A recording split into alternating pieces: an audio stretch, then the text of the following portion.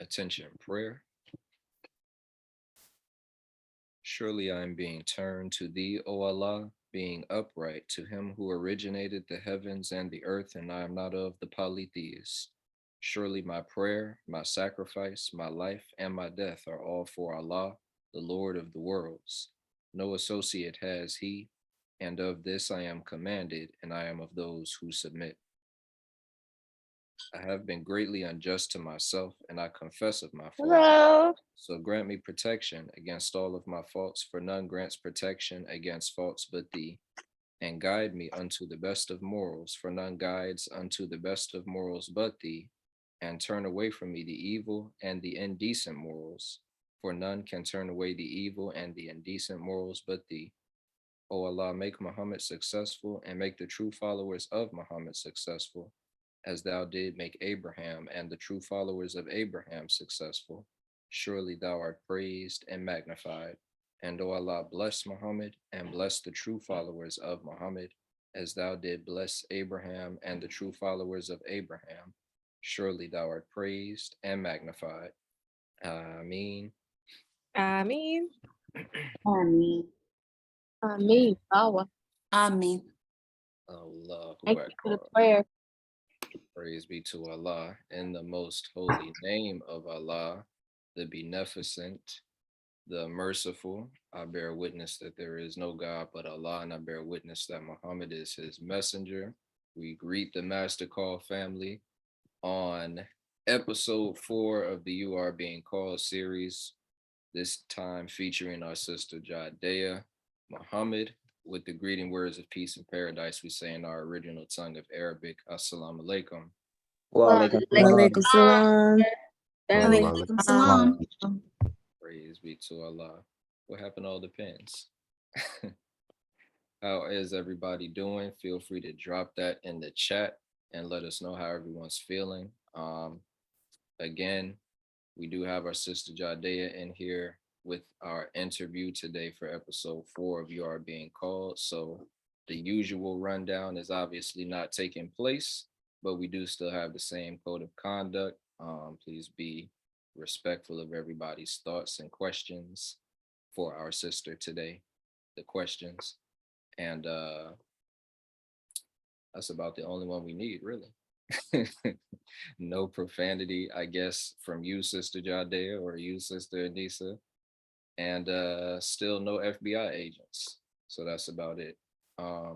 Sister Anissa, the mother of the Master Call, did you have anything you wanted to open us with before we hear from Sister Jadayah? The comment in the thing is hilarious. So if you know, you know. So in the name of Allah, the Beneficent, the Merciful, I have witness that there is no God but Allah, and that Muhammad is his messenger. I like to greet the Master Call and the greeting words of peace and paradise. Assalamu alaikum. Wa alaikum salam. Walaikum salam. Alaikum salam, man. Walaikum salam. Thank you again. Echoing Brother Demetrius, whose name at this moment is my name. Go ahead and change that, beloved. Thank you. So echoing him, thank you all so much for joining your Master Call today. We will be having our beautiful sister Jadayah, who is a world traveler, who is my friend, my sister, my longtime friend, my longtime sister. I can't say the age that we met, because I feel like I don't know a life without seeing Jadayah's face somewhere, somehow in there. She is a strong, striving Muslim and worker for the Most Honorable Elijah Muhammad under the guidance and the tutelage of the Honorable Minister Louis Farrakhan. If anybody knows Sister Jadayah, you know she is a sister's sister. 1000%. When you need help, she is going to ask, how may I help? And then she will stay with you through and through until the job is done. And I can attest to that. We've started a Master Call. She helped from day one, and she has not left because the job ain't done yet. With the Women's Circle, she has been there since day one, and she has not left because the job is not done yet. She has been seeing me through this process, through and through. She is a tried and true sister.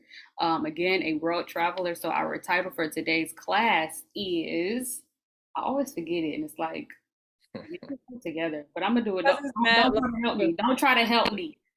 You are. Yeah, see, you see, because when you need help, she's gonna come through. Don't try to help me. Okay? I'm gonna get it for you. You're the one being interviewed, so you just sit there and wait.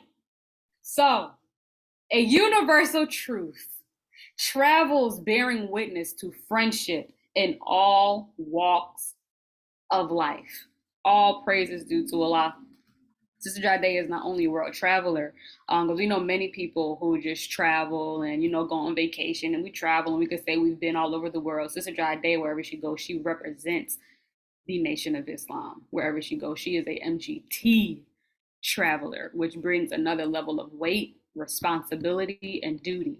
So our interview today will be based upon her traveling as a follower of the Most Honorable Elijah Muhammad under the guidance of the Honorable Minister Louis Farrakhan and her experiences with that. So if you have any questions, we already have some questions stacked up, but if you have any questions as the viewer, please, please, please do not hesitate to send it to our brother Jeremy. I think that'll do. Send it Yes, to our ma'am. beloved brother. Thank you, beloved. Send it to our beloved brother Jeremy, who is also on our staff, and he will get those questions to us. And before we begin, thank you to the staff. Thank you to all the staff for all that you do. I do not take that for granted.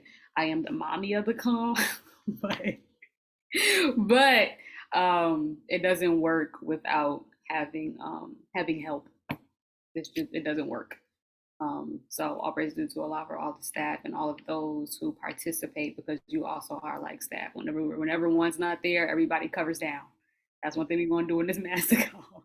Everybody covers down. All praises due to Allah. So with no further from myself, Ramadan Mubarak family, and let's get into the interview. Ramadan Kareem. Ramadan Kareem. Beautiful time to have this interview. So, Sister Jadayah, I was going to ask you if you had any opening remarks or anything, but Sister Nisa kind of did it for you. Did you have anything else you wanted to add? Yeah, I guess I might as well. Just maybe for context, in case folks have additional questions or thoughts. Okay, boom, right. So there are people who are a bit unfamiliar in the call, so I'll just introduce myself. Bismillah. Assalamu alaikum. I'm Jadayah from the faraway land of Brooklyn, New York. Muhammad 7C. I'm gonna always put Brooklyn up there. And because also I just feel like it's mad people on the in our nation who say I've known basically all my life, but who have no idea what I actually do. So okay, so let's see. Basically, if you were to try to put it together, of course my computer wants to update Microsoft right now, and nobody, of course. Okay. Anyway, can you hear me? It got kind of okay. Loud and clear, yes, ma'am. Allahu Akbar. So yeah, I like to bridge and connect people and ideas, organizations, businesses, nations. And basically my goal wherever I go is just to uplift and connect all of our people together. So in my everyday life, I serve as the executive director of the International Youth Leadership Institute. Say that one more time. They didn't hear you in the back. Okay. Okay, boom. So this is a story, right? So I'm 27, and so high school was a while ago for me, but in my senior year of high school, I got a scholarship to travel with the International Youth Leadership Institute. So you'll hear me bring it up sometimes as IYLI. And they gave us a scholarship to travel to Tanzania for a whole month, studying Swahili, studying health. We went to Zanzibar, we went all over, and it changed my life. Yeah, so I've been serving now for 7 years as executive director of that organization. I've got to be a group leader to facilitate programs for our youth to travel to Brazil and to Senegal, and I've helped to coordinate other programs like Morocco and Spain, Mexico, South Africa, Guadeloupe, a couple other things. And so I represent the same org at the United Nations, which serves as a convening body for the country, officially recognized countries in the world, where I just lead teams and advise on youth engagement strategy. But what I'm most proud of course, is being an MGT, being a vanguard, being a follower of the Most Honorable Elijah Muhammad under the leadership of the Honorable Minister Louis Farrakhan, and to get to have that guidance in this time. So born and raised in a nation, but even if you're born and raised in a nation, you still have to like write your letter and opt into this. For those of you who maybe are considering, coming through, you have to choose this way of life for yourself. And it just so happened that my letter got accepted. It'll be 10 years this year. So my letter happened to get accepted 3 days before the Honorable Minister Louis Farrakhan happened to come to New York. And that was a day before I went to go live in China for a semester abroad in college. And so I asked him, like, what do I, do, Brother Minister? Like, even though I'm like going to be far away, is there anything that I can do to be helpful to our nation? And he told me you go and learn as much as you can so you can bring it back and help our people. And I took that personally. So I tried to do that. I do not have any plans currently for any international travel for the foreseeable future. And I'm cool with that, but that's still just something that is very close to my heart. Mother Tanetta is like my main inspiration in like life. Like I studied anthropology in school because she went around the world studying different cultures. Like anyway, she lives, made a lot, so that's a whole nother conversation. But yeah, so please feel free to ask me anything. I can't guarantee that I'll have all the answers, but I'm down to try. I'm honored to be with y'all today. May Allah bless our time together to be fruitful and joyful. Praise be to Allah. Unfortunately, we don't have any more time left, sister, but this was excellent. No, I'm playing. So All right, I'll just see my way out. That especially, can you repeat, I'm sorry, just for my slow brain and anybody who may be sharing the same issue with me, what the minister said to you again? He said, you learn as much as you can so you can bring it back and help our people. Yeah. Beautiful. So on that note, let's dive into the first question. Question number 1. So this question is, how did you receive your first mission to be an ambassador, diplomat for the Nation of Islam?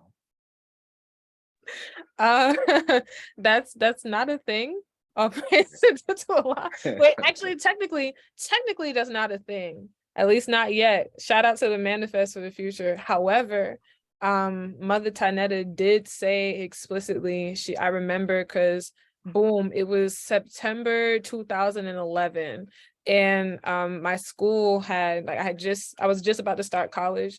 I missed the first day of college to be at the Vanguard retreat in 2011. No regrets. I just told my professor, like, listen, you'll catch me on Tuesday. I'm not going to be there. What you going to do? Like, being with the Lamb of God, English class, whatever, right? But my parents, like they had, my school had like sponsored a trip. I was part of the scholarship program. It was like, oh, we're going to go to Italy. And my parents were like, oh, Italy, no. Like, I don't want you being out there in Europe. Oh, no. And I was like, please. And they were like, no. But that same weekend, Mother Tanetta came up and she spoke to us. I took a note. She said, the Honorable Elijah Muhammad was teaching women on his vision of what our women would become in the future under his guidance and training that no one in the entire world had received. He saw our women organizing conventions of class for women's training and organizing committees of further training that would take us on travels around the world, being honored and received in many places of the globe as the equal of the best in society. And then playing a role, and she said specifically we would play a role in the future development of world politics and society. And I was like, I went back home and I told my dad, I was like, Mother Tanetta said, and then the minister said. And so I mean, they were like, oh, what are you gonna do? Right? They had to let me go. So I mean, so technically we all had that mission. Any of us, by virtue of like to the MGT in particular, but the FOI too, like y'all, we have a mission to like go and get our people in that very work. Like MGT, we don't be standing on the corner selling papers, but when the brothers do, that's like a spirit of ambassadorship. Like you are introducing someone to a whole new way of life, a whole new culture. Even if you live in the same place, it's still totally different, and that's ambassadorship too. So it's not like an official like ambassador, but that's in part because we all are that. Hope that makes sense. It makes perfect sense, beloved. Go ahead and stamp that on the FOI. What we're doing out there is ambassadorship. Praise be to is. Allah. It literally is. And you can make friendships for the Lamb of God and for our nation. Or if if you start talking crazy, you might make enemies, which is why it's so important to, that we follow the proper handling of people. But yeah. Yes, ma'am. I want you to know that wasn't my question, by the way. So, because I affectionately call our sister ambassador, but that Who wasn't. put that question in there? Huh? Who put that question in there? Go look at the DM. I'm not gonna put it Was it Brother Darren? Huh? Was it Brother Darren? That's the only other person I think that would put something like that. It was Sister Aisha. I don't think she cares. It was Sister Aisha? Yeah. Oh, okay. So just throw me under the bus. Next question. Not y'all having a staff meeting in the middle of the call. That's how we do. Girl, you the staff. You're a part of the staff. You know what's going on. Dual purposes going on right now. Lord Jesus Christ. So I'll go into the next question for us. Yes, ma'am. What was the first country that what was that? You meant to say that you, right? Yes. All right, I'll let her know. What was the first? I have to talk to John. I have to talk to him. What was the first country that you traveled to for your diplomatic work? Why were you sent there? And how were you received by most of the natives?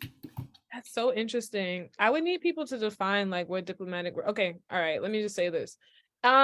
I guess everybody's philosophy for travel is different. So first of all, maybe I don't know who asked the question. Maybe what you were thinking about was the work that I do with the UN.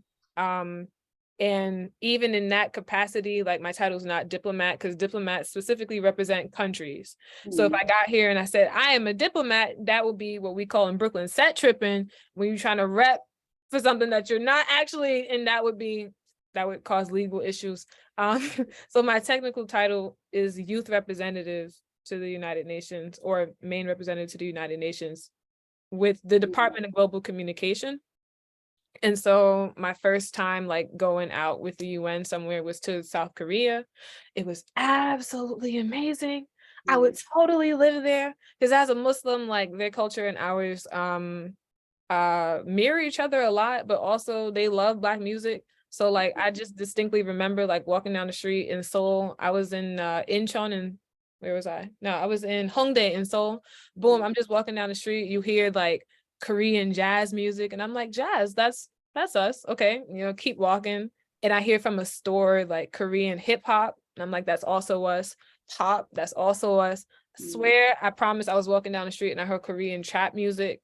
And I'm not even big on trap music, but the beat was and you're like, I don't even understand what they're saying with the, their words. But I'm like, oh, the flow though, like it's good. But anyway, like the South Korean culture, the Korean culture at large, like mirrors it feels very close to Islam anyway, because the men, like they're a small country, and so like they require the men in their country to do military service. So there's like a military appreciation and understanding there. But then also, even as women, some women go into military service. There's just like a lot of cultures within one, a lot of respect for education, respect for your elders. So I was vibing, great time. Also, everybody was super kind and hospitable. The food was great, but sorry, to get back to the technicality of that question, maybe you were thinking of the UN, but my philosophy of travel, and I think it's like a Islamic philosophy of travel, like we don't just travel, or I'll say for myself, I don't travel just to like take pictures in front of like pretty places, which is great. And I'm not talking down on that. Vacations matter. I only just got started to take vacations like outside like this past year or so. Before, all the travel I was doing was for work or for study or for education. But I like to travel to understand the heart of a place. And so in that sense, even the most, we're just going here for fun, kind of a trip abroad can end up having a diplomatic purpose. And that's what happened to me in Japan just now. Like it was, I went for the sole purpose of enjoying the culture and for anime concert and just having fun. And it ended up Allah turned it into something way more than that. So in that sense, you could argue every trip you take could be diplomatic if you're trying to connect with the people and connect with the heart of a place. Like Okay, and I'm gonna try and be more succinct, but I just have to get this on my chest. Like if you were coming to New York, I'm a born and raised New Yorker, love Brooklyn. I did the research and turns out my family's been in New York for about 100 years at least. And so it's like, yo, if you come to New York and you've never been here, definitely you got to see Times Square because that's something that everyone, it's a thing you got to see. But if you want to know the heart of the city, I would have to show you not just Times Square. I'd have to show you Brooklyn, of course. I had to show you Harlem. There's places in Queens and the Bronx, and I don't know, maybe take the ferry and wave at Staten Island, but maybe don't get off the boat. But like, Yeah, I wouldn't recommend. But point is that like anywhere you go where there are people, you can connect on a deeper level, and you, as a Black person, you will find echoes of yourself anywhere you go. So I mean, shoot, maybe when I was 3 and we went to the Bahamas for the first time, like maybe that was diplomatic too. We connected with the people there too. So it depends on your definition, but by my definition, all the trips or every time I go abroad, there's a diplomatic purpose. and then the next part of that question was, I don't know if you answered why were you sent there and how were you received by most of the natives?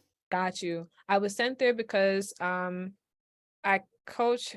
It's a long story, and I'm gonna try and but I was there for a conference centered on education for global citizenship. Education is, I work with young people. I love it very much. Like to me, it's woven in travel hand in hand. In fact, there's a quote that says travel is the best education. Word to Ibn Battuta, the great traveler who said that. But yeah, boom. So we had the conference, and because I was part of the youth subcommittee for this specific department that was putting on this conference, I went out there as part of a team. Actually, I have a picture of them. I love them to this day. They're like family to me. We call it like, the Gyeongju squad, like, because, you work alongside people over time and like, you get to know them. And so they're really like family to me. We just work together, cry together, those are the homies. But I'm part of that team. And yeah, we serve to basically advise different countries and serve to advise the country, the specific department on their engagement strategy for you. So one country, so Japan is a country we work with a lot. So they might be like, oh, we're trying to engage other nations on this idea of peace. We want to promote peace and like engage the local people. How might we do it? Or our country, another country might say we're facing an issue with low employment, and like the youth in our country aren't engaged in politics and they don't have hope for the future. So then they're all leaving. What might we do to keep young people in our country and make them see that they have a future here? So the team that I was part of helped to advise on that.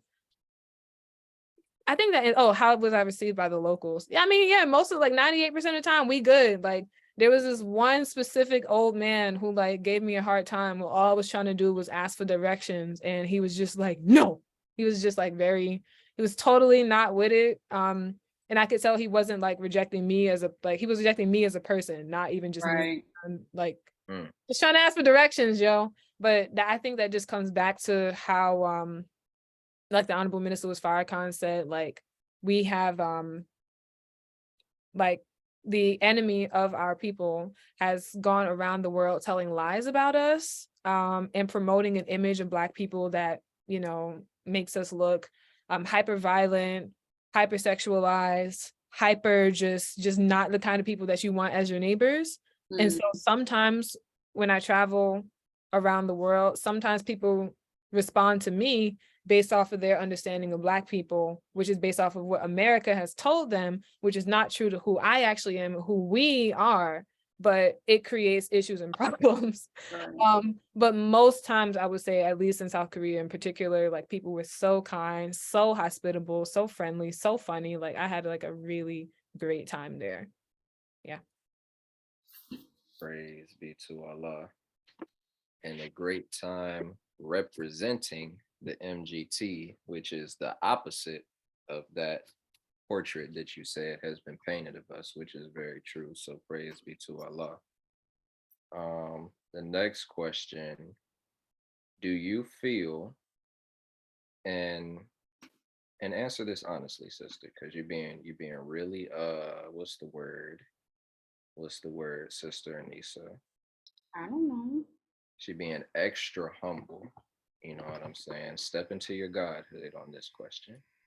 Do you feel do you feel that you are one of the believers helping to carry out the good work of our beloved Mother Tanetta?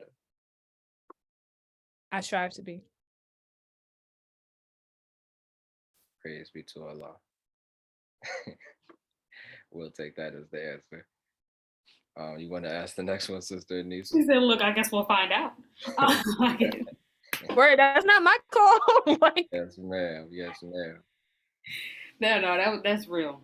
That's real. Indeed. And as long as you are striving to be, like I always say, the organism that's moving is going to reach the destination. So as long as you're striving to be, Allah will make it so. Unless He has a different plan, hey, hey, right? that'd Exactly. be the scary part. Be like, wait, I thought you wanted me to be a righteous Muslim. No, I wanted you to be the example of a not righteous. Like, wait, when did this happen? I didn't ask for that. Hey, everybody got a role to play in this play. But I don't see that on you. I don't see that Allah gonna be like, no words to Besseferad's ears, like, please. Like, no, I don't like that prayer you said, like, Lord, please just let like, me don't be a make part me of the before I'm a example. loser. Don't make me the loser, please. Don't do that.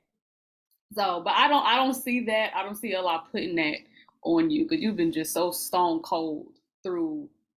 That's why I said she's tried and true, and she's being made truer through each trial because Jadayah,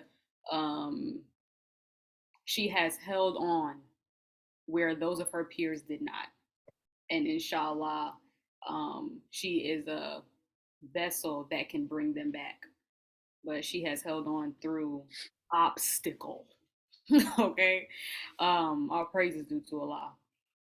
Next question. How many languages do you speak? Even if you don't speak them fluently, because I know you was about to get into that. I know he's about to get into that. Definitely. Even if you don't speak them fluently, how many languages do you speak? You def know me. I'm only fluent in English. Only fluent in New York. Wow. Now I can speak the Queen's English too. I just saying, or like the king. I don't the king, whatever they doing over there in England now. But yeah, boom. So I'm fluent in English only. I can have longer conversations in Spanish and in Mandarin. I minored in Mandarin in college. It's my goal, one of my life's goals, to speak like 16 languages plus like ASL. So that's like, and it's not that, oh, I just wanted to be up to like Master Fighter Muhammad's level. I just added up the languages that I wanted to know, and it just happened to come to 16 plus ASL, so that's 17, I guess. Boom. So like I said, I'm learning Japanese right now. Shout out to Duolingo and to Rosetta Stone, and also anime. It actually helps. I can have small talk in Korean, in Swahili, in Brazilian Portuguese. I feel like I'm forgetting something. I mean, in like, growing up, if you grow up in the nation, maybe at some point someone tried to teach you like how to read Arabic. So I'm also studying Arabic, and I can like sound out the words like hooked on phonics, but that don't mean I can translate or explain what it means. So that's what I'm working on, like get into what it actually means. So yeah, shout out to Destiny. Oh my God, yes, I'm seeing in the comments like, yo, these Muslim children. So short story, we just received a delegation of Japanese high schoolers to New York a couple weeks ago, and yo, let me tell you, so of course they said, they wanted to have a conversation, they wanted to see Harlem, they wanted to get to know New York, and I was like, listen, you got the right one, because they didn't know. But I was like, you can't come to Harlem and then meet like 8 blocks away from Muhammad Mosque number 7 and not meet the MEY students. Like that can't happen. So I like, boom, let's meet the MEY students, the Muhammad University of Islam, those of you who may not know. Yo, we in a room, one of the students introduces himself, Brother Shahid introduces himself in Japanese. Yoroshiku onegaishimasu, watashi wa Shahid desu, New Jersey ni sushin desu. I'm like, yo, what? Like, anyway, they make me so proud. I could cry. I could actually cry. So, but what was the question? Oh yeah, so the languages. So I think those are the things. So mainly long convos, English, Spanish, Mandarin, and then like small talk in the other ones. And I'm working on, well, eventually getting to the rest. So, but Japanese and French are kind of like my focus right now. Can you real quick, if you remember them all, maybe you got them written down. I don't know the vibes. Can you go down the 16 that Okay. you like? I want to know. I want these. Okay. English, Spanish, French, Italian too. Let's see. English, Spanish, French, Italian, Japanese, Korean, Chinese, also Arabic, Hebrew, and Aramaic. So that's 10 already. Hindi, I want to know. I want to know Swahili fluently. I want to know Wolof. They speak it in Western Africa, like Senegal. What else? I'm at I guess that's 13. 13. Oh, also Sanskrit, because it's like if you it's like a root language. Also Latin, that's another like root language. So that's not like speaking so much. And then German is like not really on that list, but it comes up from time to time. Yeah, I think I put it on the list. Oh, and Turkish. So that's 17 already. Oh, Oh, well, and then American Sign Language, so like 18, I guess. But the ones that I take more seriously, like Turkish, I will take seriously. German is if I get around to it. Russian's not even on the list, but I would not mind picking up some of that, because if you understand that, then you can understand like the Cyrillic alphabet, you can understand Mongolian, you can understand Serbian, like, or at least be able to read and pronounce something. So yeah, but those are some of the ones in order of the ones that I care about the most. I said Arabic, right? Well, Yes. yeah, Arabic. Yeah, I figure I'm Muslim. I'll get to it eventually, but but yeah, so that's about it. Very, very good. I'm gonna say this before we go to the next question. Remember when Brother Supreme Cap, and we're gonna, as we're going through the interview, we're gonna get more acquainted with it, and I'm excited to get more acquainted with Sister Jadayah in this way. Remember when Supreme Cap said in He Lives, he said, as humans, we can't look at a person's exterior and measure the depths of their minds based upon looking at their exterior until you see them do something. And then you'd be like, dang, you play the piano like that? Dang, you do this? Dang. And then you start getting acquainted with the God that's in them. So even when you just said like you said he introduced himself in Japanese, but then you went ahead and did it, that threw me off. I was like, oh, she know the stuff, but she know it though. So that's like, hey, it's my dog. All right, so what's the next one? Praise be to Allah. What's the most dangerous experience you've had traveling, and what advice would you offer on travel safety? I'm not at liberty to discuss such things at this time. No, but let me think. We Oh, need exclusive. uh, I mean, I don't think that I've been in any situations that I could say that I sincerely thought that my life was in danger. I don't think I can say that. I have been, but then again, that being said, I am kind of an adventurous traveler. So everyone has their own, everyone has their own specific things that they care about. Like I love books. So whenever I travel, I make a point, I gotta see a bookstore or a library, regardless if I speak the language. I just want to see how y'all do your book organizing thing, Oh, I guess, yeah, I like books a lot. So let's see. And I have a friend who loves music, so she'll make a point to go see like a musical performance anytime she goes somewhere. Like music is her lens. And so one of the things, my style of travel, I do like adventure, right? So like I have zip lined, I've like sandboarded down sand dunes, I've like ridden on top of like moving on the top of like roof of like moving cars at invitation, not on some like James Bond stuff. Is just like there was no room inside the vehicle, and they're like they have like handles on top. Like if you can just ride on the top, then sure. And I was like, all right, bet, cool, no problem. Because the other option was like walk in like the hot African sun for like 2 miles at like 80 degrees with like no water. So it's like, yeah, no, I'm gonna just ride on the top of the vehicle in a skirt. But it was fine. We were fine. Let's see, but that's kind of, or like horseback riding and stuff like that, like that's, or sandboarding, or no, what do you call that? Not so like boogie boarding, like in the water, like that's just my style. So if that's not your style, then maybe you might be like, that is dangerous. Or for some people, like being in socially awkward situations, like, oh, being in the cab ride with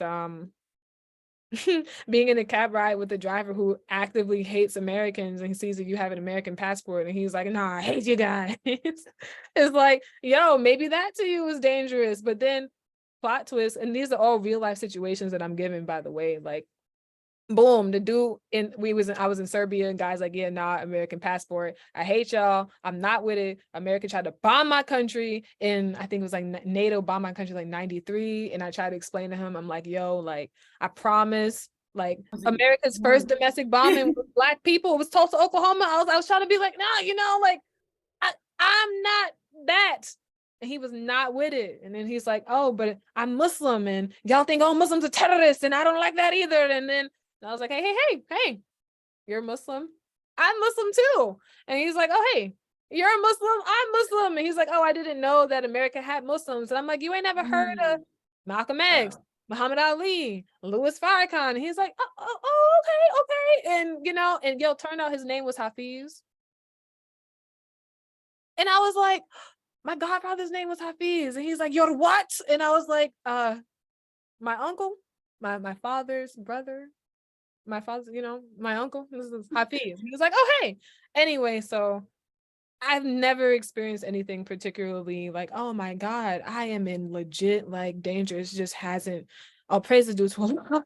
It just has not happened. And I know that my Islam and like Islam period has been like a great part of that. Like you find Muslims all over the world who are like willing to be helpful, or like how even just having like the training of being a Muslim in a nation can like tell you like, oh, like just intuition is like, not going in that direction. I'm gonna go this way. It's like, oh, but the map says go this way. It's like, I don't care.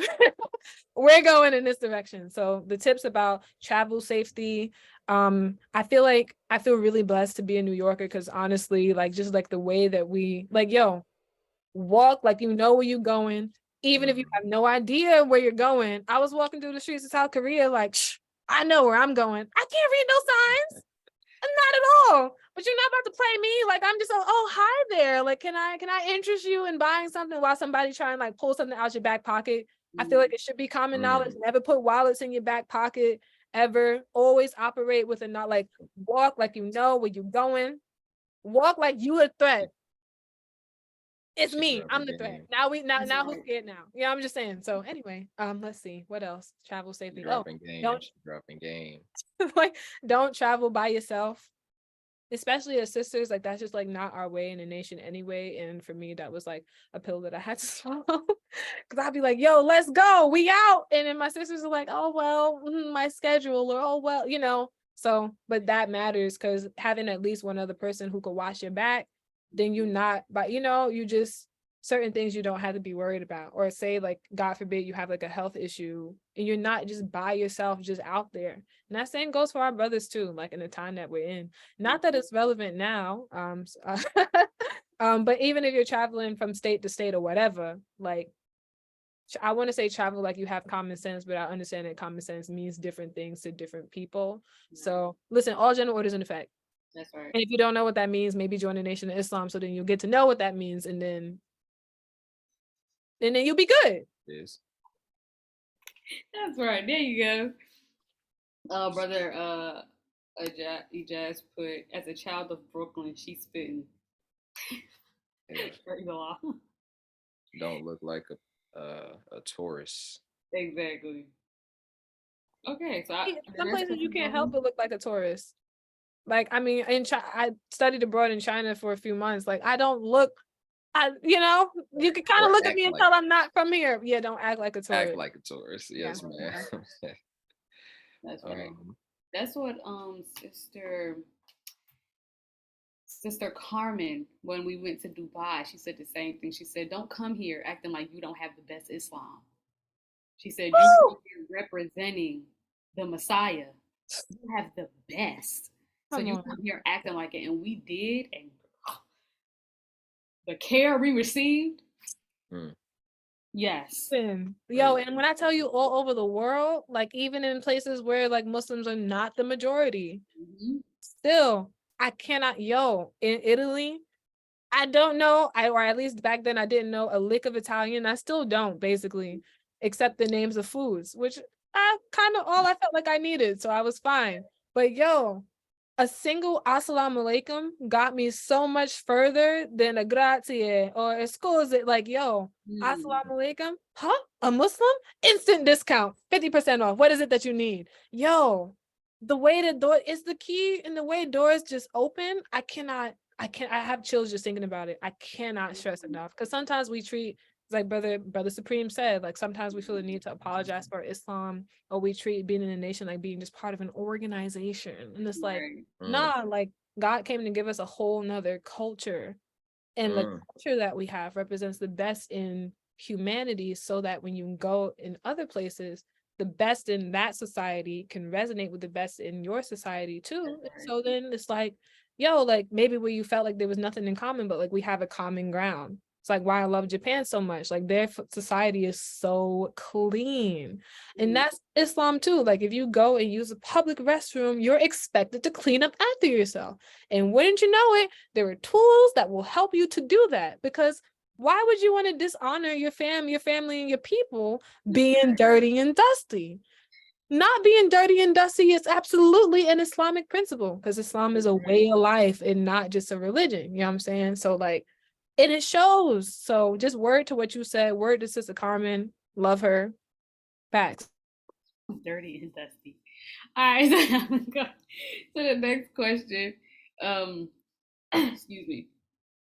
No. We did Which she that. We did that. segued into. Have you developed friendships in all? Have you developed friendships in all places you've traveled? Basically, my praise is due to Allah. Like anywhere where I was able to spend like a protracted period of time with the local people, absolutely. And it's such a blessing. And no, I can't even, there's like literally no issue that comes with it. Like so I could say maybe in Serbia and in Italy, like I don't have people that I keep up with, because I was never really engaging too much with the locals there. Like I was in like the conference bubble or with my school. But in Abu Dhabi, yeah, I mean basically everywhere. Damn near everywhere I've been, and then the places that I haven't gone, because my university was a very like international place. And the thing is that it, like, in the spirit of global citizenship, it's like, because now you have friends that you sincerely love and care about around the world, like when things happen around the world, like it matters. Like, yo, there was just an earthquake in Turkey, and yo, my girl, on my UN team, my homegirl Rosaleni from the Bronx, she's living out in Istanbul right now. So immediately I'm like, oh my God, like, is she okay? And she is. All praises to Allah. She good.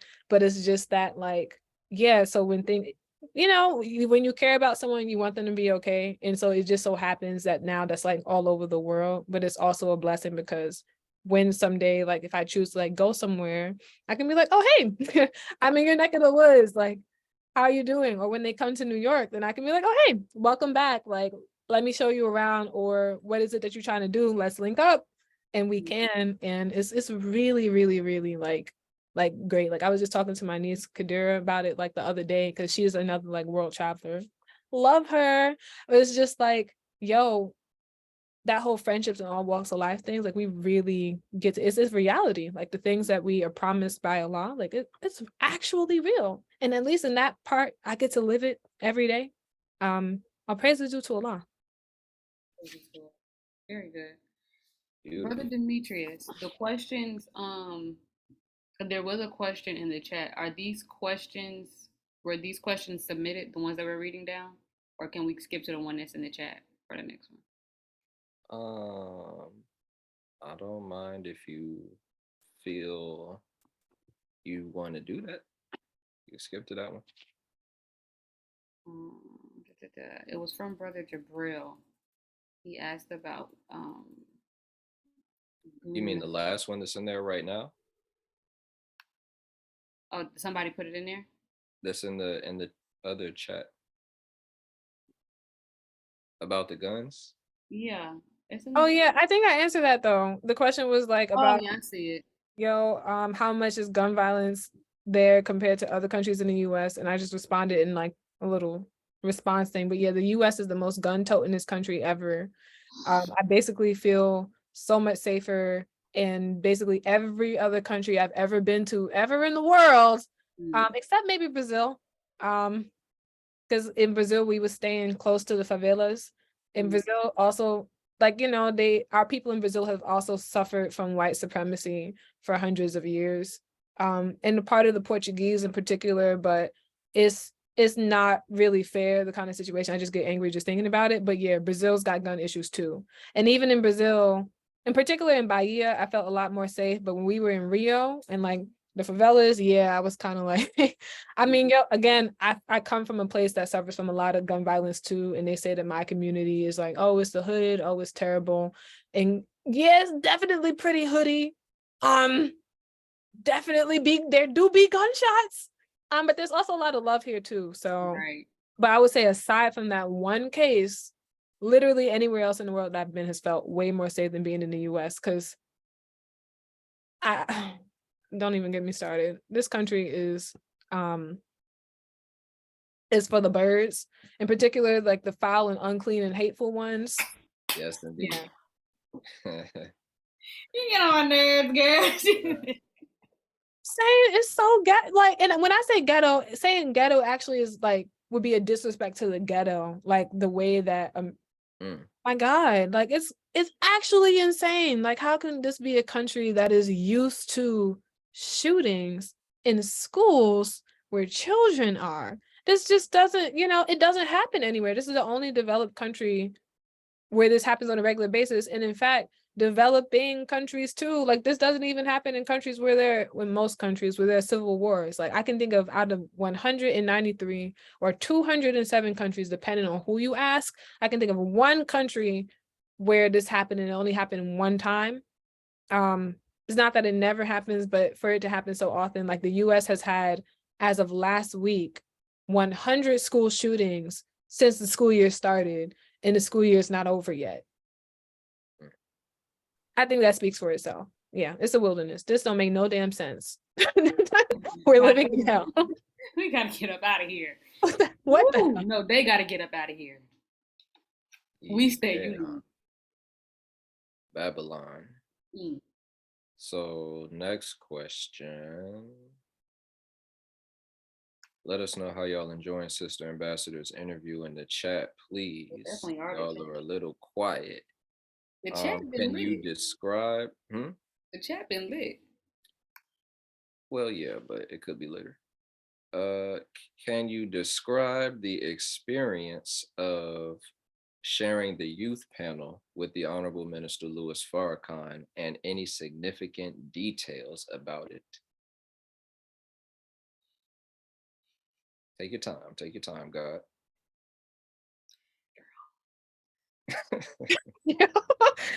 Oh, yo, I'm about to cry just thinking about it. Yo. Cry, cry, cry, cry, cry. No, let me not.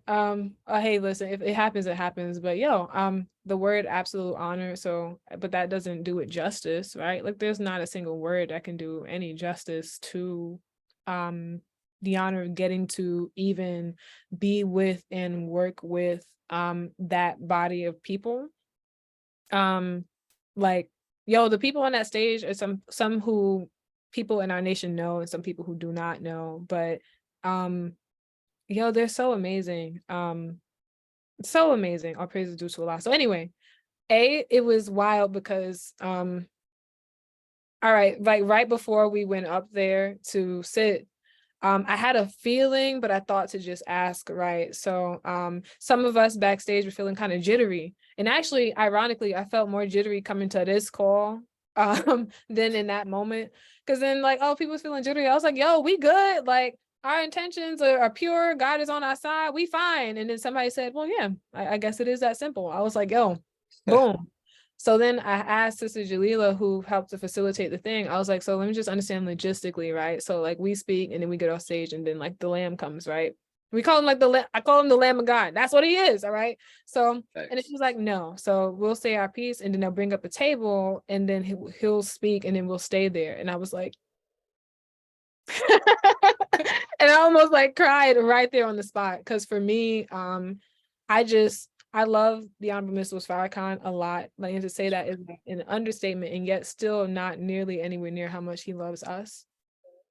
And so sometimes I just cry just thinking about him, because it's just like, he is like, for me, myself personally, he is the reason why I'm alive in more than one way. Um, and he saved my life a few times. And he has just, whenever I'm feeling down, I can tap into some of his wisdom and go watch a lecture or think about the things that he's gone through. Like, if you think, oh, someone's like, this person's getting on my nerves. Fun fact, I hate having to repeat myself. It's a pet peeve. I think it's a lot of people's pet peeves, right? If I had to say it a third time, I just won't say it. It's like, but then it's like, all right, the Honorable Minister Farrakhan has been repeating himself for like 60 plus years. It's like, all right, I can bear to, ego, like, okay, we can get through trying to say this another time, or a 16th time if I have, whatever. No matter what it is that I've gone through, it pales in comparison to what he's gone through, and the fact that he's gone through what he's gone through, and he's still so humble, so kind, so smiley, so funny, so shiny. So, it's just like, so anyway, any day that I get to just see him with my eyes, like, I'm just so grateful to be in the same time period as him. Like, oh, you live in the same time as Honorable Minister Farrakhan. And then, like, like, any Savior's Day, most times I'm on post anyway. So, like, I'm on post regardless. So, like, I just resign myself to that, and I don't mind it because I get to serve. So I get to help others to get to see him. So even if, boom, like in 2020 during Swan Song, like, I wasn't in the sanctuary at all because I was at the MUI because we had four overflow rooms. I didn't get to see him. Cool, no problem. I got to help others see him. But even if we're in an arena and I'm in the way, way, way back, and he just looks like a speck, if I can lay an eye on him, what a blessing. I'm good. Like, you imagine being able to say you were in the same arena with like 4 million people, but like also Jesus was there. Like, you could, you could put that on like a headstone when you die. That's like, oh my God. So anyway, to be in the same space with him and to be that close was like, what? Like, I just kept saying, like, because Sister Jalila told me, like, oh no, you can't cry now. You've been the calm one. I need you to stay the calm one. So I was like, all right, cool. Thug life, no problem, no tears. But like, oh my God, it was a moment I had to be like, whoo, because what? I'm still to this day. And anyway, yeah. So I was like, yeah, we good. Our intentions are pure and whatnot. But then the minister said, like, oh, he turned around to us and he said after we had spoken that he said he was proud of us. And on the inside, I was just sobbing, bawling, just snot coming out my nose. But on the outside, I had to be like, oh, and then it was like, but then he said, like, the sad thing is that you'll be held accountable for what you say. I'm still unpacking that to this very moment. And then he said, because between saying it right and doing it right is a world.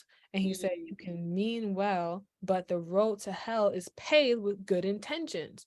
And the word intention is not even a word that I'd be using that often. So it felt very specific. Jadayah, I'm talking to you. Like, it felt very, I took it personally because that's not even a word I use that often, because intent versus impact, right? Like, sometimes you can do something and you mean well, but the impact of it may not actually be good, And so we have to stay as close and like cling to him as our rock and as our guidance, because we have divine guidance when the rest of the world is kind of just running around crazy. We have that, so we have to cling to that in appreciation. But the fact that he said it, I was like, okay, gotta take that to heart. So how did it feel? I'm still unpacking that. I want to cry, I want to sob, to call it an honor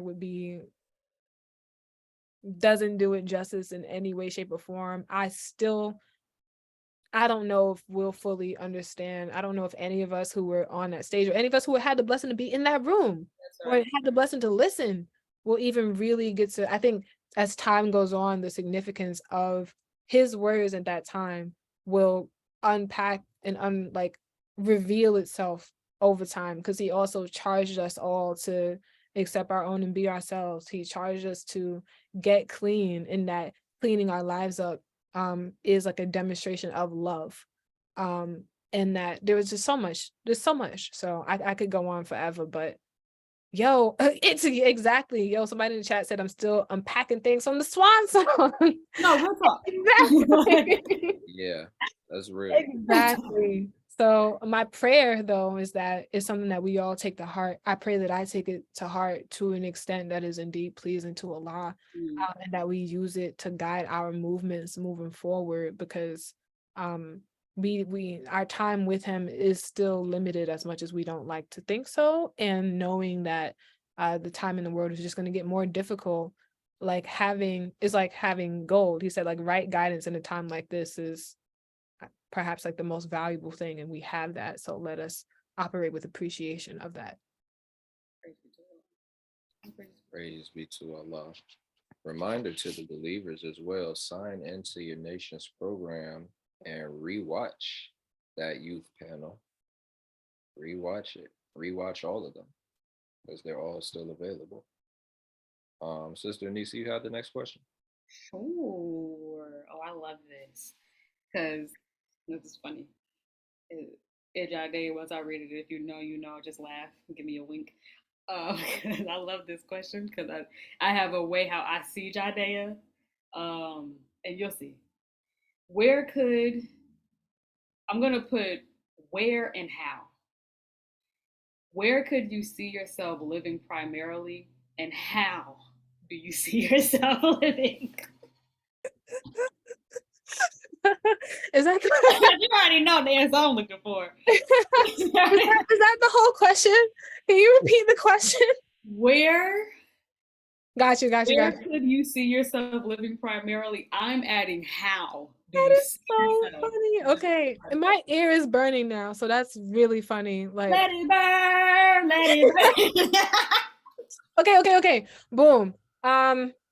Yo, my life's dream, one of them anyway, I have mad of them. Oh, sorry, mad is New York speak for a plethora or a multitude. I have many dreams in life, but I want to have homes in like several countries. So Japan is definitely one. New York, of course. Like, I mean, don't tell me New York is not a country, because it might as well be its own planet as far as I'm concerned. Somewhere on like the African continent, I'm thinking Senegal. If you haven't been there, well, I recommend it. Maybe in another time when the circumstances don't dictate that we stay in the country that we're in. That's right. Let's see. Boom. Yeah, basically in every like continent, I would like to have a home.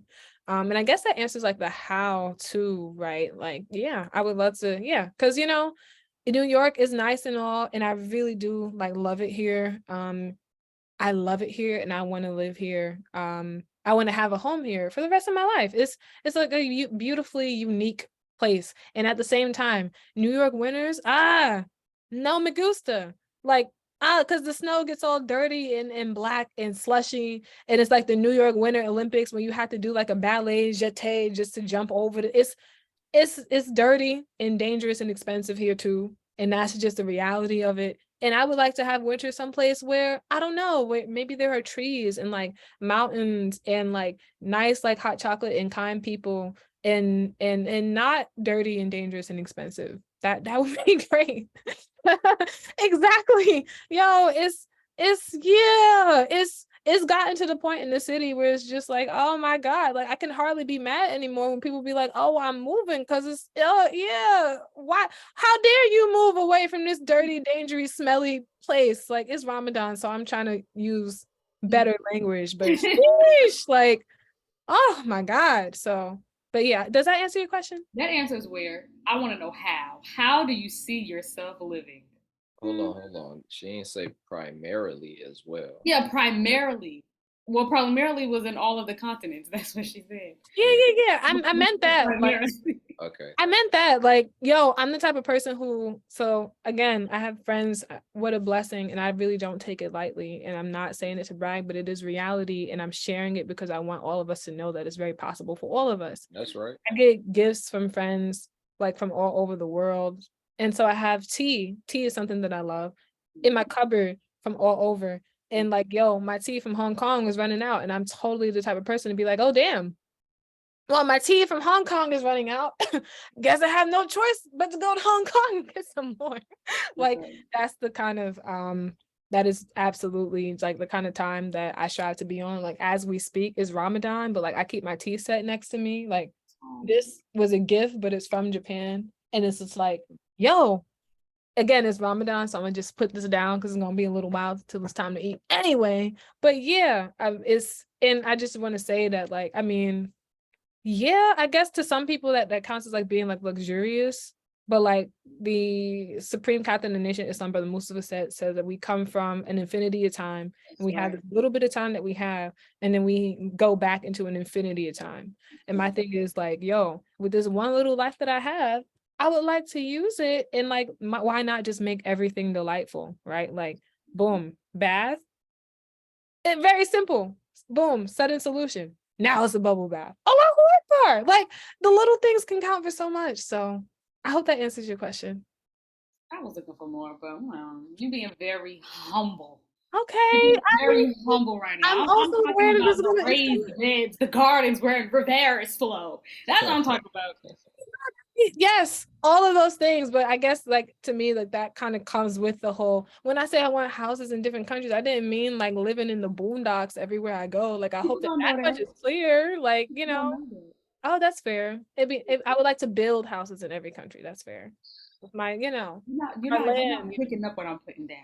Picking it up, but I'm not. I guess I'm not a enough. brother on here that needs to know. Oh, Allah. Or a brother who will look at this that needs to know how she intends to live. No, you're not I'm trying to.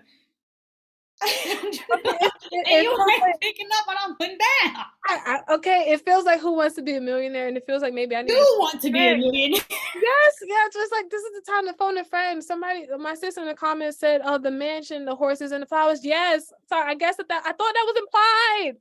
I thought it was implied. I thought it was clear. Like, who?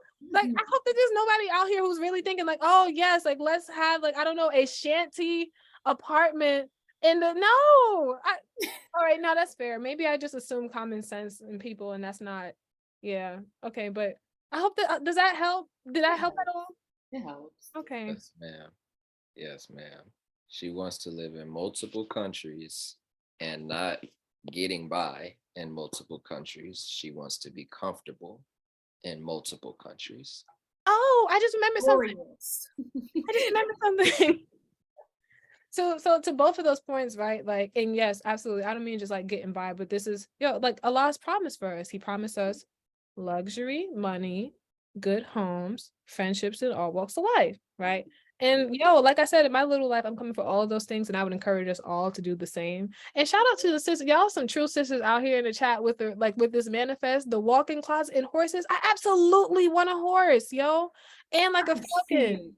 But the thing is that I can't have a horse out here in Brooklyn because where I'm a park it, right? Like, so that's the thing. That's why we need the extra. That's why we need the houses in different places. But then also, like, in my mind, I also have like a lot of ideas that I would love to bring to life someday. But I'm also clear that those ideas are going to require like teams of people to be able to like move out on. So I would love to be able to like hire a team to like take care of this like certain thing and whatnot. Like, I would love to, if it be the will of Allah, like, I really, really, really want that. And I'm working toward it. So all praise is due to Allah. Praise be to Allah. You see that she said, what is it? Good homes. Emphasis on the S. Emphasis on the S. Pull around. Praise to Allah. Okay. That was my question. Go ahead to the next one. What is your favorite item you've purchased in your travels? Oh, that's such a good question. Okay, two things.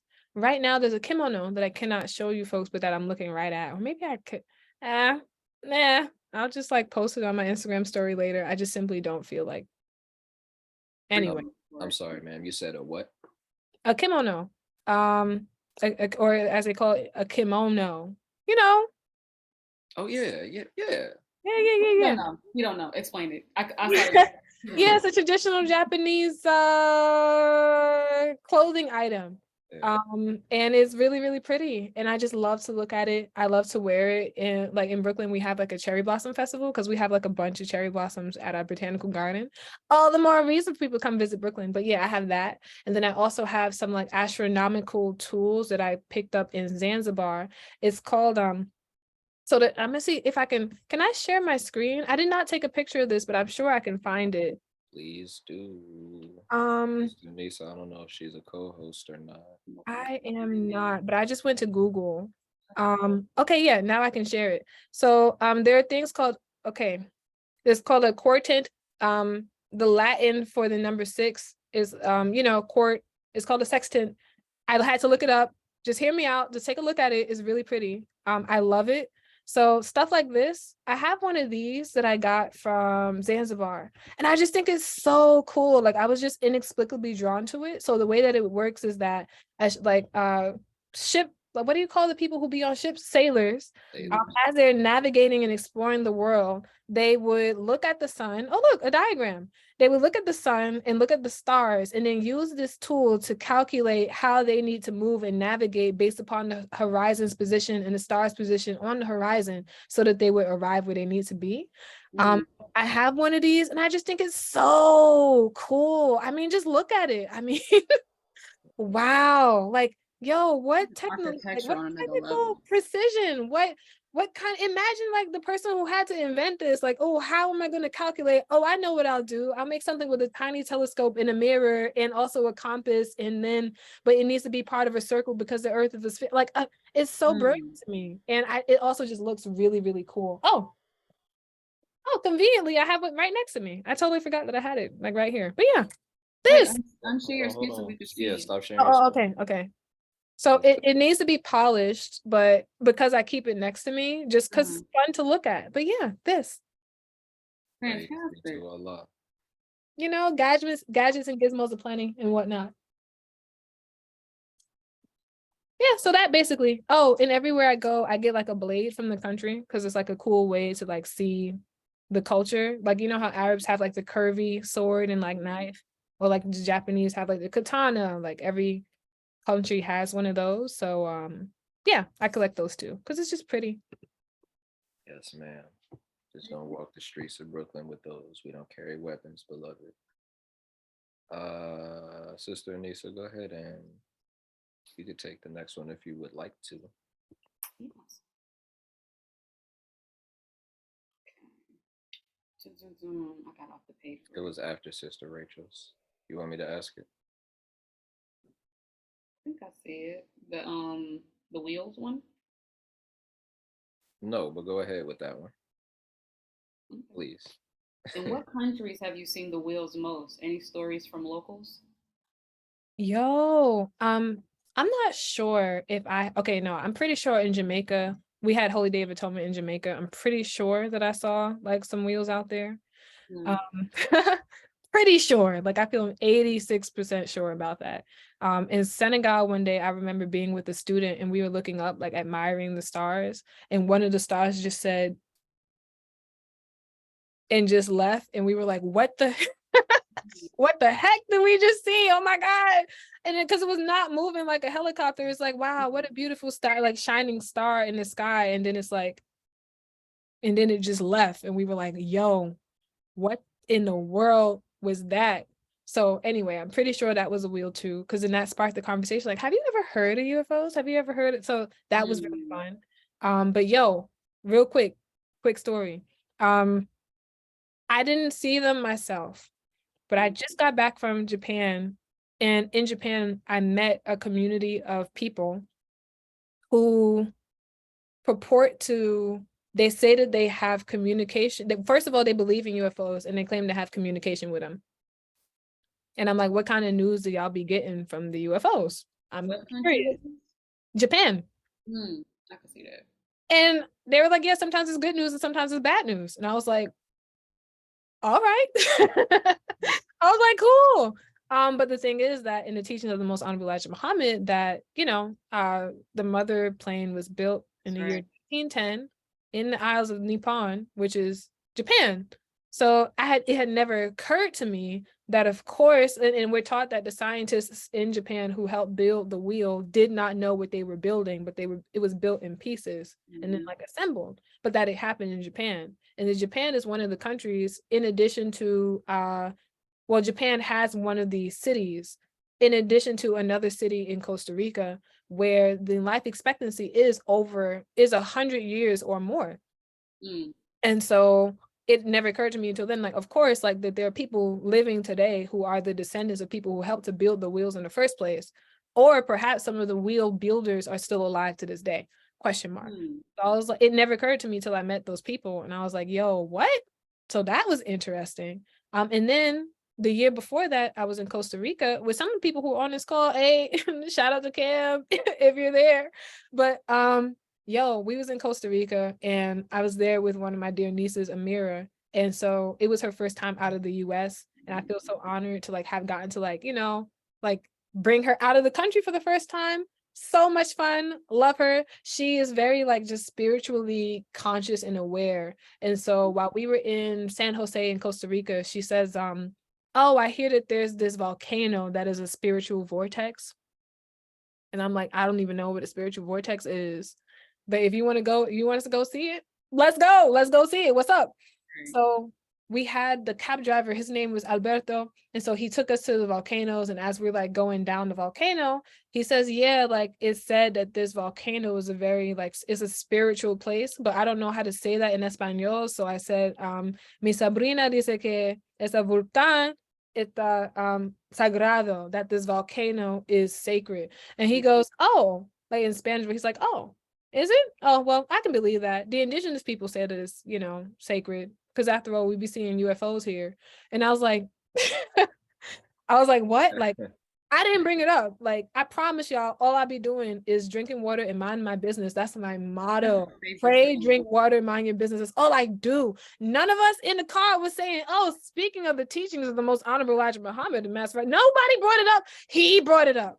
And so then he's like, yeah, the volcano, like he said, this volcano is sacred. Yeah, there be UFOs here from time to time. And I was like, let me make sure I understand it correctly. So I asked him multiple times. He's like, yeah, no, I've seen him talking about himself. He's like, yeah, I saw it like, kind of coming down over the volcano. It was going vroom, vroom. Like I have a video of it somewhere, but like he spoke about it and he described it that it was flashing extremely bright light and then it went away. He said that his cousin works on the water and that sometimes he'll see them like come down really, really low, like by the water, but that they be on the water so they don't have their phones with cameras and anything, but like I think they're like fishermen or something, but like they've seen it multiple times, which also correlates with our teachings that I think once monthly, like, wheels will come down closer to the earth's surface to take in water and take in oxygen.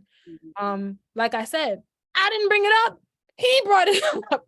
And so the thing is, he taught me, and Brother Minister Rasul explained later that Costa Rica is a country with no army.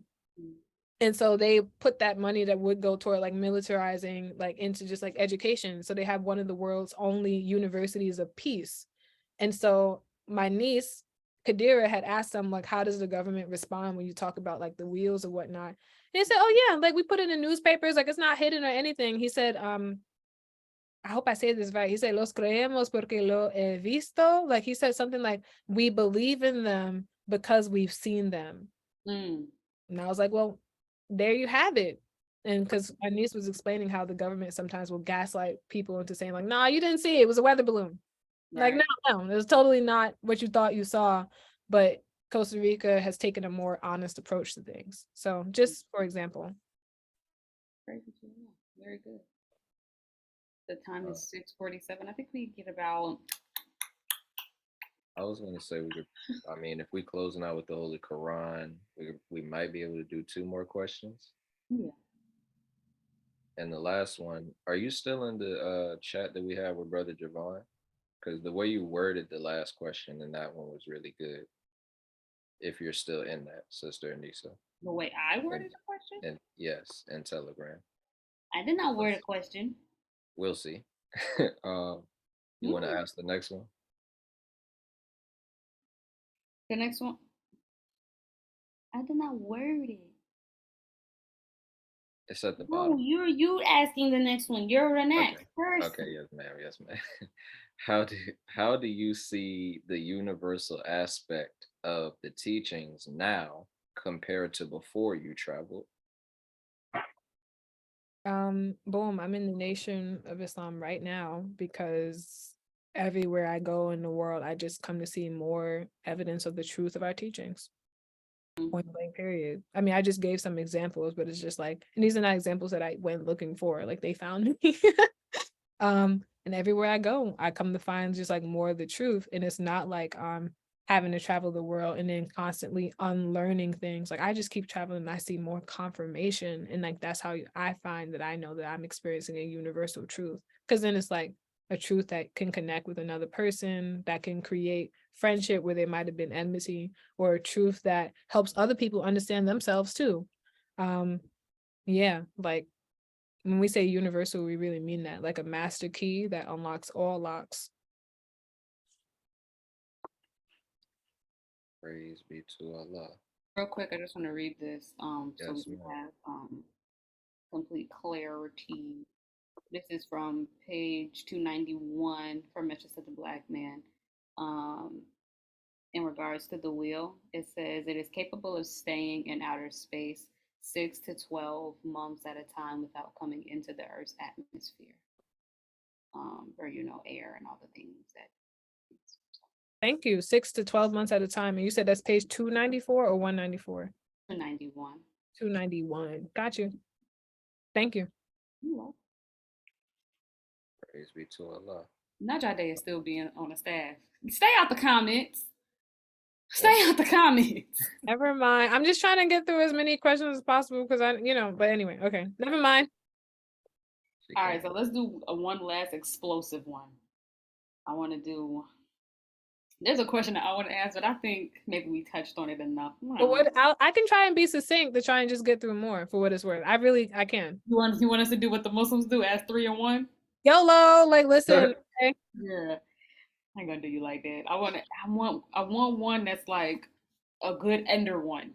For what it's worth, I'm having fun, and my son doesn't go down for a little while. Girl, my son don't go down for another hour and some change, to be honest. I'm a little Gucci. Like I'm not pressed for what it's worth. First off, where are you And at? you're doing a fantastic job for also what it's worth, because you was nervous, but you're doing so good. You're doing, you really are. You're doing very, very well. You're not stumbling over your words as if you are nervous. So you may be feeling it inside of your soul, but you are answering this like a god. And I could not be more proud, girl. All right, we can be proud after the interview is over. Wow. Y'all, The hateration and holleration in the dancery. y'all It's got each other. professional. Lord. Next question. How do you plan your travels? What inspired your love of traveling and interest to learn in different cultures? Excuse me, and interest in learning different cultures. Alhamdulillah. Shout out to my mom. She's like not in the space right now, but like she really just manifested the whole thing. Like she she really did. Like, yo, one time I was 3 going on 4 and she just took me out of school for like 3 weeks so that the family could go to the Bahamas. And she was like, you'll be learning more with us than you would in that dang public school anyway. It was like she was already teaching me how to read and write and whatnot. Shout out to the MGT. But she also would just kind of come into my room and kind of just throw books on the bed and be like, here, read this.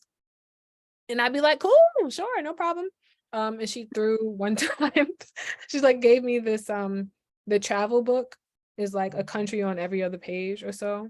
But to be honest, like, all right, that's a true answer. But really, I have a distinct memory being 3 years old and having a dream. And I dreamt of going from house to house and like from one, like being on the beach side and going from one house to another to another to another, and every house had its own different decorations in it.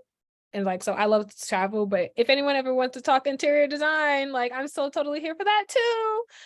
But yeah, like I remember having that dream, and that to me was like travel, but each house had its own like cultural expression in it. So I guess I could say I've always had it in me, but shout out to mom for making sure that was like instilled in me. Like she absolutely manifested all of that.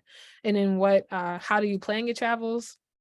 Listen, what I'm striving to do is to treat international travel, just treat travel as like a lifestyle. So it's like sometimes if you go to another country for the first time, you might be like, oh, I got to do all the things because I'll never be here again. And it's like, Zim, who founded Travel Noir, once said that like she treats it like a lifestyle and she likes to go slow because it's like, no, I will be here again. So I try and travel and treat it as normal and as like whimsical and as chill as possible in my own mind, even as like when I was out in Japan, like sometimes I just look off to the side and just like smile, and my sister would be like, Daddy, are you okay? Like when you're just smiling out the window, like, are you all right? Like, and it's like, yeah, I'm fine. I'm just really, really happy to be here. Like, I get to touch a wall in Japan. Like, this is great. Like, you know, but I try to treat it like, so yeah, how do I plan my travels? I will travel to in other circumstances, I am the type of person who would travel anywhere, any country where there's not a war happening for any reason whatsoever. It could be to look at a piece of graffiti art. I do not care. It's the journey for me and the being in another place for me that I just come alive in that kind of environment. So is however, yeah. One thing I will say though, I look for cheap flights but I don't fly Spirit. I would never recommend that to anybody. If you ever want to, seriously, don't do it. If I have any kind of arch nemesis besides white supremacy, it is Spirit Airlines. So just don't do that. And always do a carry-on. That's what I do for planning my travels. Hope that helps. I have a follow up with that real quick. It's because you said there is no place that you would not travel to. You don't care, right? Unless there's a war there. Is there any place, however, that you're like,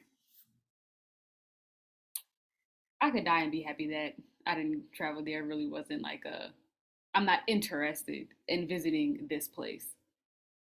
The only places that I felt that way about have been places after I went there. Like there's no place where I'd be like, I will just simply never go here. Like the closest to that would be the state of Israel because of my beef with how they treat the Palestinian people. However, it is a place of extreme historical significance, and I would like to see with my own eyes how things play out. So even that, I would go there. I would. So no, there's one specific place the only place in the world that I went and really did not enjoy it. I want to give it another try. It really must have been. So I was out in Los Angeles trying to rely on public transportation, and I think that was like my first mistake.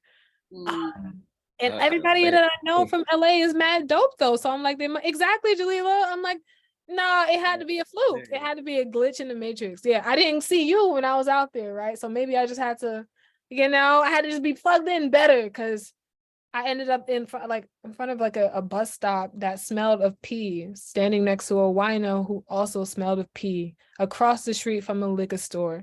It was waiting for the bus because I didn't have a car. It was not, yeah. Yo, I went for a walk from the library and it was so nice and beautiful. And I was like walking on sunshine and then boom, I was on Skid Row. And I literally thought Skid Row was a metaphor until I was on the street and saw it with my own eyes. It was not. So anyway, the short answer to your question. Like New York, Jadayah, what you just explained. No. It's the smell of pee. First of all, no. New York is smelly, but every smelly city like Shanghai is also very smelly. But it's just like it's a smelly smell that I'm used to. LA is that type of pee is the general pee that you're used to. No, you don't have to explain any further. I understand. And then furthermore, no, like the particular expression and iteration of grime that I experienced in that place was just different from what I have experienced elsewhere. And that doesn't make it more grimy, but it broke my heart in a new way. And I just need to see it for myself. I happen to agree that New York smells better than LA, but that is a very biased opinion, and I can acknowledge that. Like I have a bias. Sister Ambassador, before we strike a second East Coast, West Coast beef, we have 3 minutes to go. And let's strike the beef. We have 3 minutes to go. Can somebody who is in the staff, who's still in the chat that we have for Brother Javon's interview, please read how Sister Anissa phrased. That question. Yes, okay, got you. I didn't know what you were talking about. Yes. Okay, so our last question. Based upon where you are now in your development in the teachings of the Most Honorable Elijah Muhammad. Of course, we can all be more developed and all the things, but you have grown, as I have watched you also grow in this process. So in this space, no, I don't ask it like that. This is how I want to ask it, because this is actually the original way that it was supposed to be asked. What was the moment that you came to the understanding, at whatever level that you feel you are on right now, whether it be seminal, clot, fetus, da da da da, that moment where you knew Master Fard Muhammad was alive, even while you grew up in the nation. There always has to be that moment, like, ooh, yes, he is. And also, what did that feel like for you? Did you mean to say Master Fard Muhammad or the The Honorable most honorable Elijah? Elijah Muhammad. Okay. That the most honorable Elijah Muhammad is God? Question mark. Physically No, alive. alive. Physically Alive. alive. Gotcha. And then what did that feel like for you, like your actual literal nervous system, when that rusty lock was broken? When did it become clear to me that the most honorable Elijah Muhammad is alive, and what did it feel like? Yes. Oh yeah. As a child. So shout out to my parents, because Brother James and Sister Charlene is something else. One thing they are, though, they're just like very voracious readers. And so like I don't quite know how it happened, but like, yeah, I've just always had a lot of books in my room and just in the house. And sometimes I would come across one that like strikes my interest and I'm curious about. And so one of the books that we had is like, is it possible that the most honorable Elijah Muhammad is still physically alive? And I don't even think I finished it, but I remember like reading like it's kind of thin, but I remember just reading up to a point and I was like, yeah, this makes sense. His children who know him saw the body that was in the coffin and saw that it was not the body of their dad specifically. And then there's scripture that backs up like the thought that they had killed the Messiah, but that they in fact did not. Dad was always growing up, like my father is a photographer, and he showed me pictures that he's gotten of like wheels. They show small in the frame, but they're there and they're clearly what they are. And like he even like makes a point, even right here in New York, they say you can't see the stars here, but you totally can. You just have to look more closely. They are there. So he points them out to me every now and then. He's like, oh, look. And he's showing me that it looks like a star, but it's just moving differently. It's flashing in different colors, and planes don't do that. It's close, like it shines bright enough that it would be a helicopter, but if it's a helicopter, then you would be able to hear it. And this is before drones were even a thing. So even just growing up, I'm like, all right, boom. Wheels are a thing. I know them because I've seen them. I've seen that's not a question. Also, like the things that look like clouds, like those things, like they're just okay, understood, cool. It's backed up in scripture, cool. His own children say that that's not him, cool. And they refuse to exhume the body no matter what. Even though the Honorable Minister Farrakhan has said multiple times, like, I will stop saying this. And I think he even said, I'll stop teaching if you just exhume the body and show me that that's him.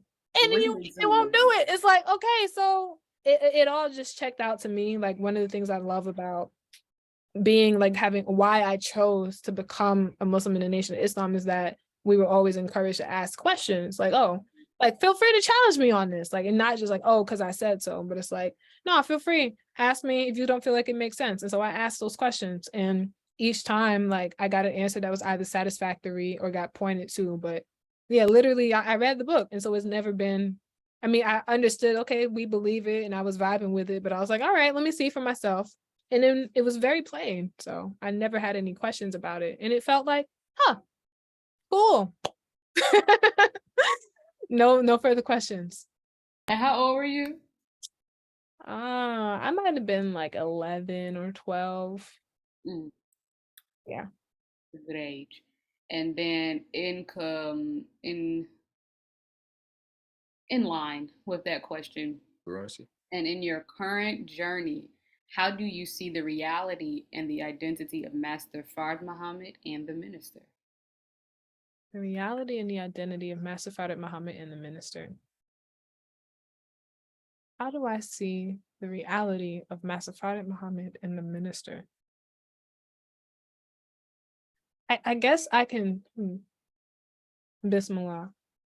Yo, I mean, it feels pretty plain to me at this point. Like, like, I mean, the reality. I mean, okay, I guess, yes, like, like the Bible says, a tree by the fruit that it bears. As you know a tree by the fruit that it bears, you know a man by his works.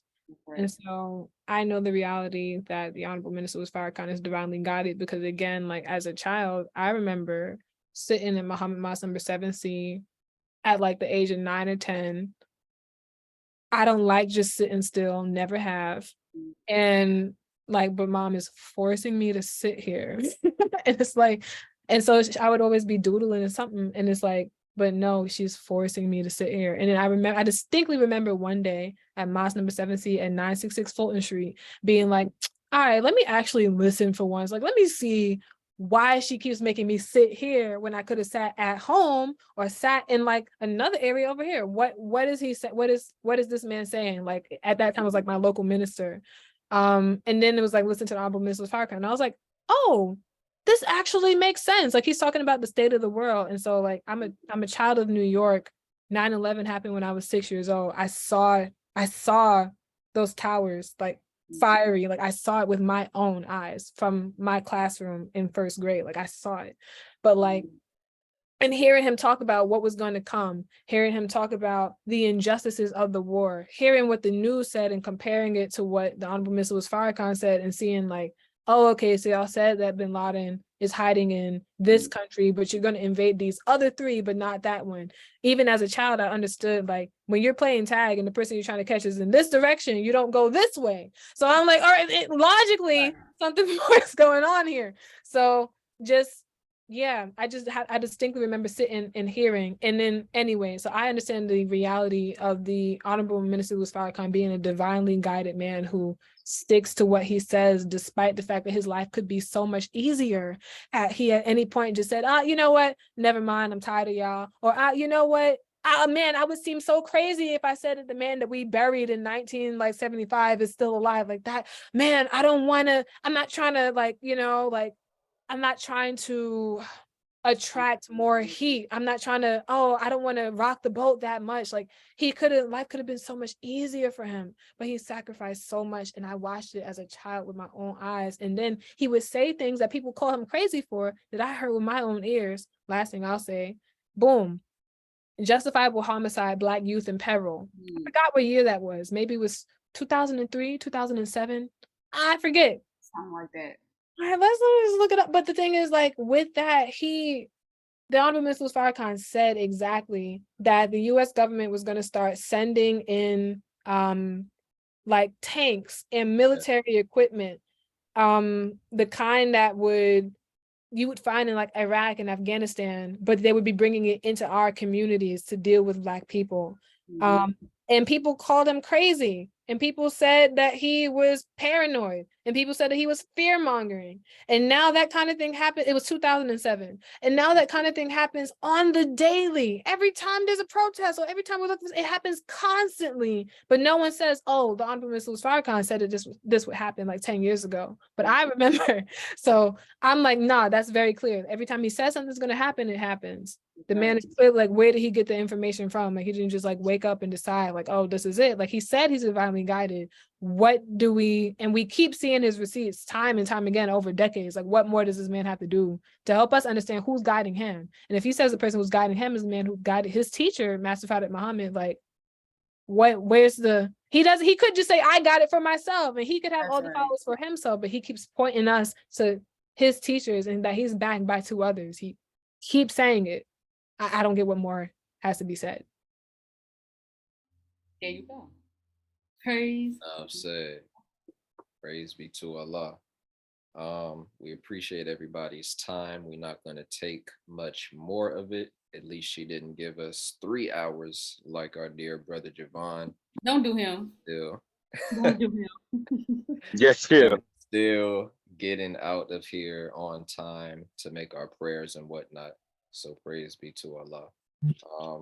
Who from the staff would like to do our section of the Holy Quran?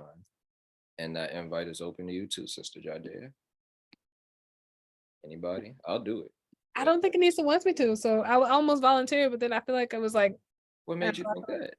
I don't know. It was like I was staffing for 2 seconds. Right, exactly. Stop staffing. But anyway, thank y'all for your time as well. Yeah, that's what fun. we had to get to before the Quran. Thank you so much, Sister Jadayah, for allowing us to interview for our episode 4 of You Are Being Called, Travel Edition, Black Muslim MGT Travel Edition. Thank you so much for being obedient. You say this all the time to me, but I'm saying it now to you.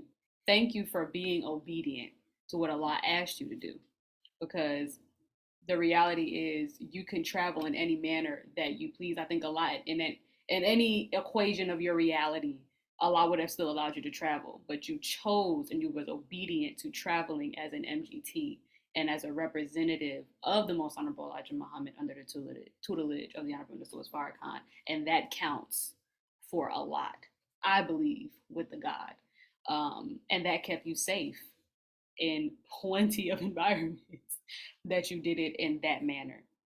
So thank you again for allowing us to interview you. And do you have any closing words? First of all, alhamdulillah, thank you. Shout out to, I was thinking about this today, that June will make 3 years that the Master Call's been in existence. Shout out to you and us. Consistency. Praise be to Allah. No, we were consistent. I love that for us. Like, that's so, it's just so beautiful, you know? And I want to say from my heart, like my intuition was just kind of, so I just want to say this. If you, for any reason, should find yourself in a circumstance where maybe you were planning to travel, but you cannot, if that happens to apply to you for any reason, say maybe you had plans where you maybe paid money, or there was someplace you really wanted to go, and now for whatever reason you cannot. It just goes back to what we said about the Honorable Minister Farrakhan and who backs him. Like, if we indeed trust him, and if we just indeed just trust, like, you know, Allah's plan and divine guidance. Like, there's a saying in Islam that we plan and Allah plans, and that Allah is the best of planners, and that sometimes we may plan, and this has happened to me before more than once, where it's like, I'm planning to go somewhere, but then it's like, oh, plot twist, you can't go. And then it's like, listen, you never know what might be waiting for you around the corner. Like, my life has been changed more than once by the simple decision to turn left or turn right, where I ask myself, do I turn left or turn right? And I make a decision, and then boom, life-altering circumstance happens, for better or for worse. But anyway, what it's taught me is that, like, we should strive to be conscious of where Allah wants us to be, and strive to be where He wants us to be when He wants us to be there. Because as the Quran says, He's not a respecter of people. And so, just an example, when like I said, I use Japan a lot as an example because it's my most recent country, alhamdulillah. I tried to squeeze in a little Turkey situation to get to Turkey, either going there or coming back. But God forbid I ended up in Turkey at the time of the Turkish, like, earthquakes. That would have, I mean, to put it gently, it would have been terrible. And I would have been like, gosh, I sure wish I were home. And so it's just like, if, say, for any reason your plans have had to change, or you've experienced what could be disappointment that comes with that, you don't have to be disappointed. You can choose to be grateful, and just knowing that there are things that we do not know, and knowing that inshallah, if Allah will it, someday you will get to have the experience that you want, or not. But either way, Allah's plans for us are to benefit us and not to harm us and not to double cross us. So I just want to put that out there to everybody, and say thank you again for this combo is fun. I love talking about travel things. Somebody in the chat was like, oh, interior design. I love interior design too. So if you want to chat about that, but I pray that this has been helpful, and I pray that we just stay strong as a community and continue to grow and find new ways that we can be helpful. Love y'all. Assalamu alaikum. We love you too. Wa I alaikum salam. just got a Love you too, message sister. from Sister Rachel. She said, I think the message was sent to Brother Demetrius about I think this is from Message to the Black Man, page 17, bottom to bottom of page 18, where it says the will can be seen twice a week. Sister Jadayah was specifically talking about the water, and I guess them, like, getting oxygen, that teaching that we're talking about, that it comes down and it, like, gets oxygen and things like that. But yes, it comes into the Earth's atmosphere. You can see that twice a week, but oftentimes we don't see it in the Earth's atmosphere. We'll see it looking all the way up there as a star. So, Sister Anissa, real quick, actual facts on page 238, The Fall of America. Mm-hmm. On that, just a direct quote. I don't have it in front of me, but if you read it, it's in there, referring to the oxygen and whatnot, and when it comes down. Is it different from what I said? Is it different from what I said? No. I just wanted to give you, like, he actually mentioned when it Oh. comes down. He said it comes down when it needs it, but it does come down every 6 to 12 months. But as far as refueling, it comes down when it needs it. Praise be to Allah. And that's on page 238, Fall of America. Thank you. We love actual facts here. That's what the master call is all about. She loves the conversation. So yes, thank you so much, Sister Jadayah. We love you back, Ramadan Mubarak. And then we could go ahead and close out with our Holy Quran in prayer. This was fantastic. Indeed. And I have to thank you out loud as well, Sister Jadayah. This is legendary. And I feel like how you felt sitting beside the minister, you know what I mean? Getting to interview the ambassador. So praise be to Allah. Alhamdulillah. Alhamdulillah. I seek refuge from Anissa. So, chapter 42, the council, section 5, revelation guides aright. Somebody let me know when they are there with me or not, if anybody has it in there. Go ahead, Jadayah.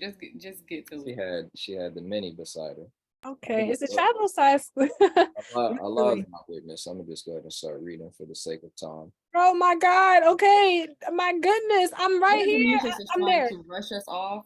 You can go, sir, if you have to be somewhere right now. Oh my God. You ain't gonna rush us. No, I'm here. I'm not. I'm respecting time. Praise be to Allah. Section 5 of chapter 42, which is the council, section 5, revelation guides aright. In the name of Allah, the beneficent, the merciful. And he whom Allah leaves in error has no friend after him.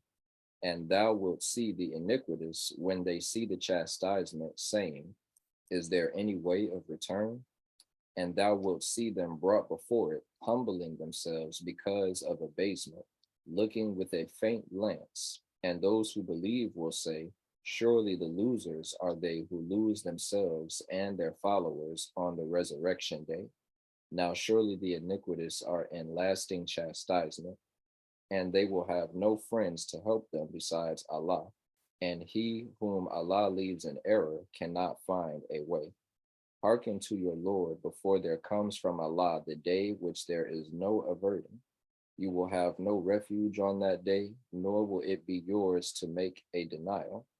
But if they turn away, we have not sent thee as a watcher over them. Thy duty is only to deliver the message. And surely when we make man taste mercy from us, he rejoices thereat. And if an evil afflicts them on account of what their hands have sent before, then surely man is ungrateful. Allah's is the kingdom of the heavens and the earth.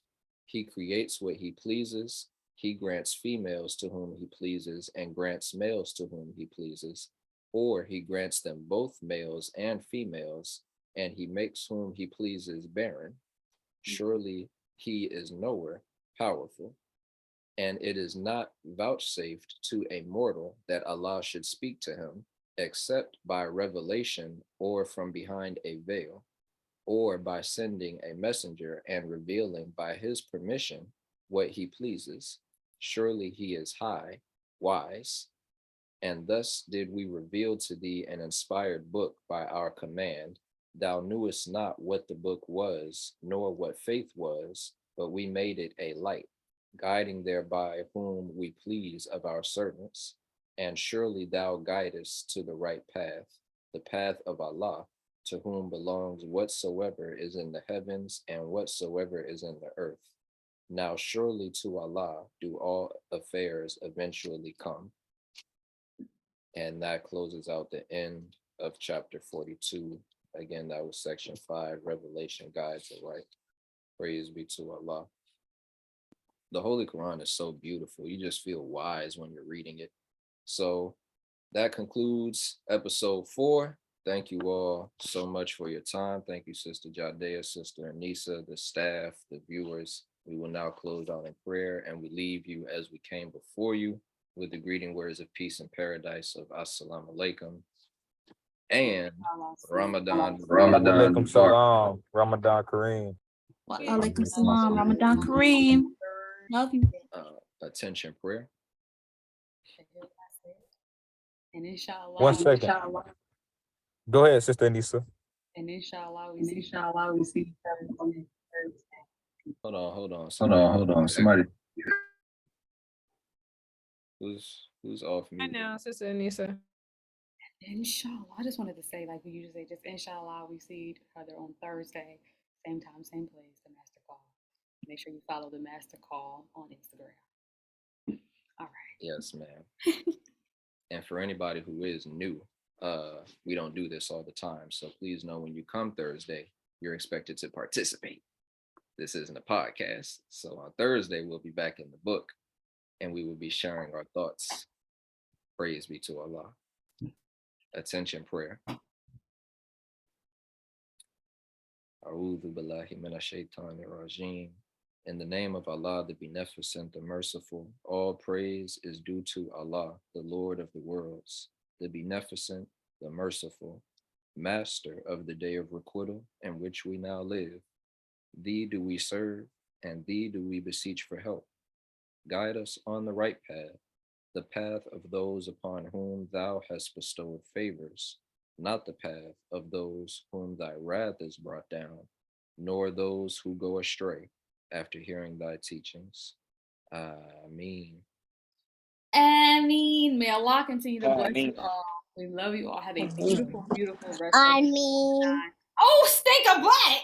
Oh, stink a butt. Ramadan Mubarak.